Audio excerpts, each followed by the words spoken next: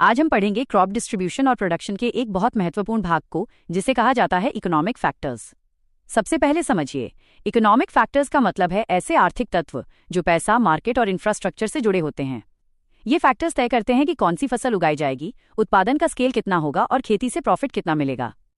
कई बार क्लाइमेट और सॉइल अनुकूल होने के बावजूद इकोनॉमिक कारणों से फसल पैटर्न बदल जाता है।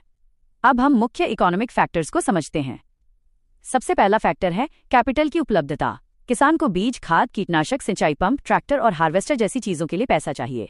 अगर कैपिटल कम हो तो किसान हाई इनपुट वाली फसल नहीं उगा पाता और कम लागत वाली फसलों को चुनता है। दूसरा फैक्टर है इनपुट्स की लागत। आज फर्टिलाइजर, डीजल, बिजली और लेबर का खर्च बढ़ गया है। जब इनपुट कॉस्ट बढ़ती है तो किसान कम लागत वाली फसलें जैसे मिलेट्स और पल्सेस की तरफ शिफ्ट हो सकता है। तीसरा फैक्टर है मार्केट डिमांड।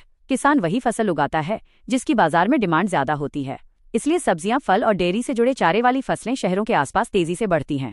चौथा फैक्टर है प्राइस और प्रॉफिटेबिलिटी। जिस फसल में ज्यादा मुनाफा होता है उसी का एरिया बढ़ जाता है। उदाहरण के लिए एमएसपी मिलने से गेहूं और धान की खेती कई क्षेत्रों में बढ़ गई। इसी तरह हाई प्रॉफिट जोन में कैश क्रॉप्स ज्यादा उगाई जाती हैं। पांचवा फैक्टर है ट्रांसपोर्ट और कनेक्टिविटी। अच्छी सड़कें और रेलवे नेटवर्क फसल की लागत घटाते हैं और खराब होने से बचाते हैं। खासकर पेरिशेबल क्रॉप्स जैसे दूध, फल और सब्जियों के लिए फास्ट ट्रांसपोर्ट बहुत जरूरी है, इसलिए ये फसलें बड़े शहरों के पास उगाई जाती हैं। छठा फैक्टर है स्टोरेज और वेयर हाउसिंग। कोल्ड स्टोरेज होने से आलू, फल और सब्जियां सुरक्षित रखी जा सकती हैं। वेयर हाउसिंग से गेहूं और चावल जैसी फसलें लंबे समय तक स्टोर होती हैं।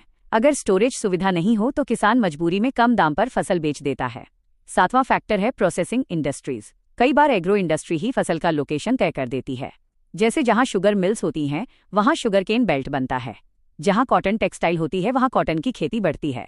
इसी प्रकार टी प्रोसेसिंग फैक्ट्रियां टी गार्डन को सपोर्ट करती हैं और राइस मिल्स के कारण धान की खेती मजबूत होती है। आठवां फैक्टर है लेबर की उपलब्धता। कुछ फसलें लेबर इंटेंसिव होती हैं जैसे राइस, शुगरकेन, टी और हॉर्टिकल्चर। अगर लेबर सस्ती और उपलब्ध हो तो ये फसलें ज्यादा उगाई जाती हैं, लेकिन लेबर शॉर्टेज होने पर किसान मैकेनाइज्ड क्रॉप्स को चुनता है।